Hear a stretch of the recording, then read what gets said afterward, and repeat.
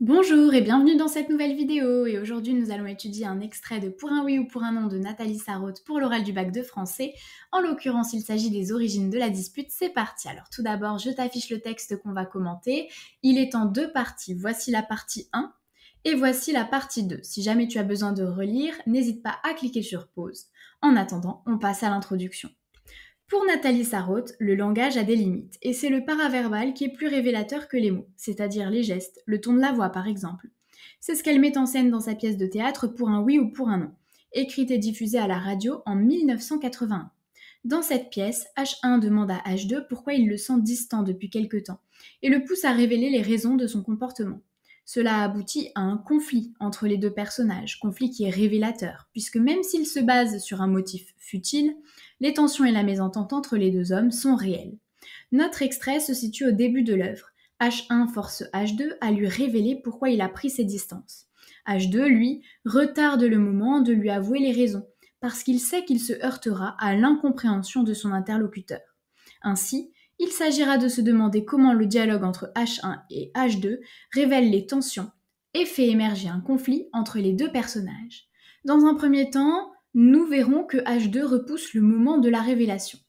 Dans un second temps, nous étudierons cette révélation qui aura lieu et qui va générer l'incompréhension.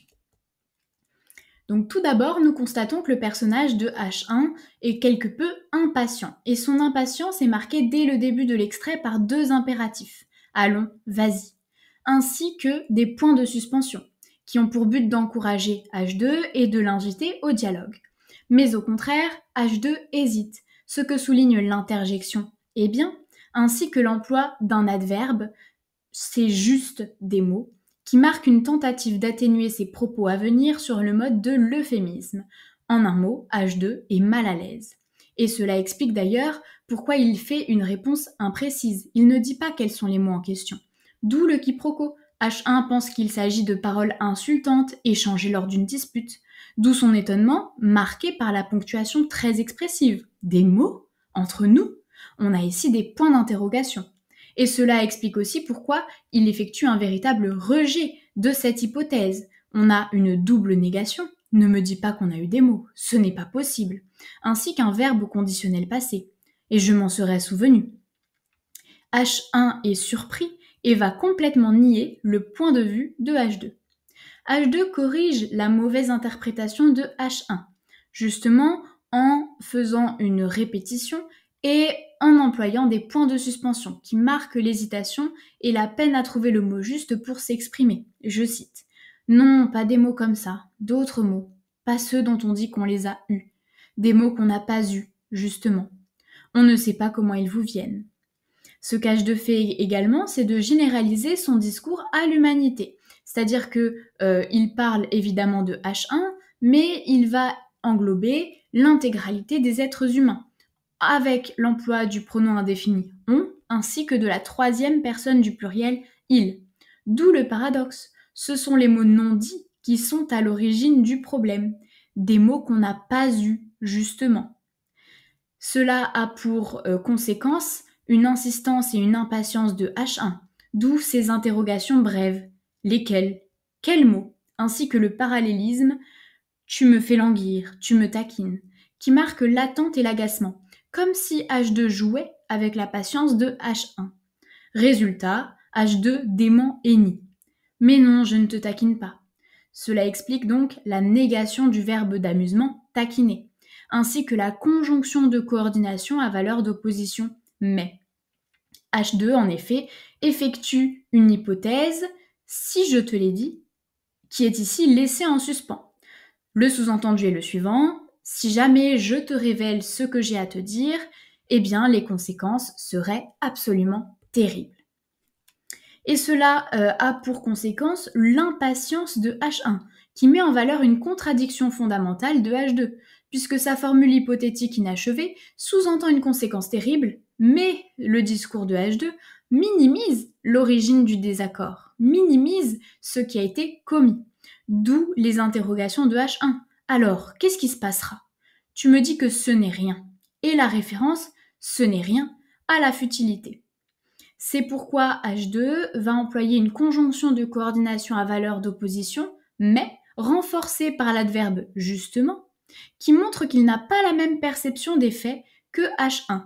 Il va insister sur ce rien qui est répété 2 fois, ce n'est rien. Et à cause de ce rien, répété 2 fois donc, est mis en valeur car il est en fin de proposition. Et donc finalement, ce rien semble être toutefois très significatif. On sent qu'on approche de la révélation. Cela a pour conséquence un mouvement d'impatience de H1. Ah, on y arrive. Et une double interrogation. C'est à cause de ce rien que tu t'es éloigné? Que tu as voulu rompre avec moi? Ici, H1 met en valeur le caractère insensé des propos de H2 et il emploie de même un vocabulaire sentimental, le verbe rompre. Ce verbe insiste sur la durée et la force de leur amitié et rend donc encore plus ridicule la raison de leur séparation amicale, ce rien. Mais il va également créer une ambiguïté sur cette fameuse relation amicale entre H1 et H2. H2 va employer un comportement, il soupire, qui montre qu'il s'attendait à cette réaction d'incompréhension de la part de H1. C'est ce que souligne donc cette didascalie. Et les points de suspension vont renforcer cet effet. Oui, c'est à cause de ça. Tu ne comprendras jamais. Personne, du reste, ne pourra comprendre. Ici, le futur de certitude et les négations montrent qu'il y a une incommunicabilité entre les deux hommes. Et d'ailleurs, H2 va élargir son discours à l'humanité.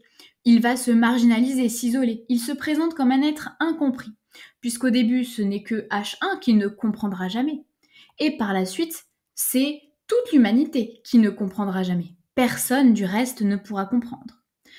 Par conséquent, H1 tente de l'encourager à révéler quel est le problème, d'où l'emploi de l'impératif « essaye », essaye toujours. Il va également tenter de l'amadouer en mettant en valeur son ouverture d'esprit. Je ne suis pas si obtus. Et pourtant, cette ouverture d'esprit est niée par H2, aussi. Pour ça, tu l'es. Qui reprend d'ailleurs la même structure que dans sa réponse précédente. Vous l'êtes tous, du reste. Tout d'abord, il s'adresse à H1, puis ensuite, il part de ce constat singulier pour l'élargir à l'humanité. H1 va donc le mettre au défi, puisqu'il est exaspéré. Alors, chiche, on verra. Il l'incite à dévoiler ce rien. Et cela occasionne donc la révélation. Mais c'est une révélation qui est faite avec prudence et avec malaise, comme le sous-entend l'interjection « eh bien », ainsi que le contexte très flou.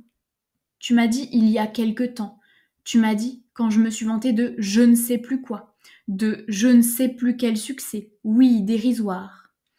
Les nombreux points de suspension, ainsi que les répétitions de tu m'as dit et le parallélisme de je ne sais plus quoi, de je ne sais plus quel succès, montrent que H2 est très très mal à l'aise. Il va d'ailleurs aussi s'auto-dévaloriser, oui, dérisoire. Et cela aboutit pourtant à la révélation retardée, symboliquement en fin de phrase. Tu m'as dit, c'est bien ça. H1 est incrédule, répète le je t'en prie, j'ai du mal entendre. Il n'en croit littéralement pas ses oreilles, d'où l'impératif répète-le, et le doute sur sa bonne compréhension. J'ai du mal entendre, tant cela lui semble insensé. Mais H2 ne change pas de position, même si cela lui coûte, ce que souligne la didascalie prenant courage. Il se prépare à la confrontation. Il répète d'ailleurs les mots de H1 qui sont à l'origine des tensions. Tu m'as dit, c'est bien ça. Alors en apparence, c'est une petite phrase anodine, mais on comprend que l'intonation est plus importante que les mots, car elle est décrite et reproduite par H2, juste avec ce suspens, cet accent. H1, lui, pourtant, est toujours aussi incrédule, il n'y croit pas, comme le soulignent les 3 négations. Ce n'est pas vrai, ça ne peut pas être ça, ce n'est pas possible. Et c'est ce qui confirme d'ailleurs l'hypothèse de H2. Tu vois, je te l'avais bien dit, à quoi bon? H2 avait raison, il le met en valeur grâce au verbe tu vois, incitant au constat, ainsi que grâce au plus que parfait je te l'avais bien dit. En apparence, il semblerait que nous soyons face à la fin de l'amitié. À quoi bon est une question qui montre que la lutte et les efforts seraient inutiles.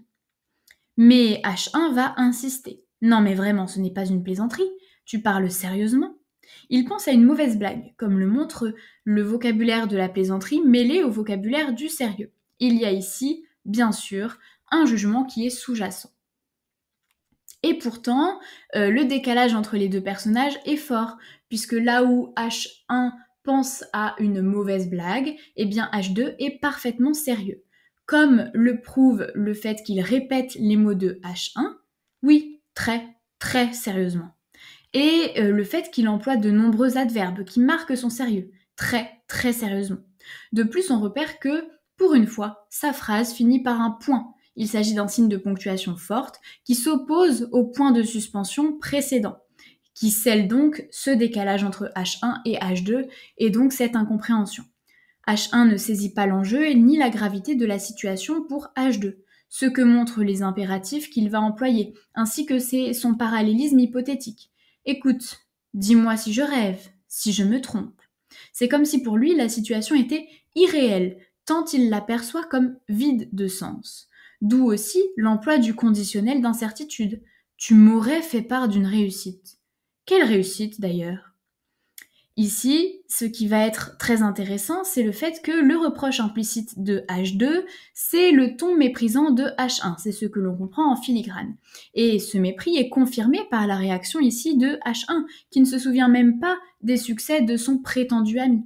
D'où d'ailleurs la réponse vague de H2. Oh, peu importe, une réussite quelconque. Ce qui importe ici n'est pas du tout la réussite en question, qu'il présente comme dérisoire. Encore une fois, il se dévalorise. Ce qui compte en revanche, c'est le ton de H1. H1 qui n'y croit toujours pas. Et alors je t'aurais dit, c'est bien ça?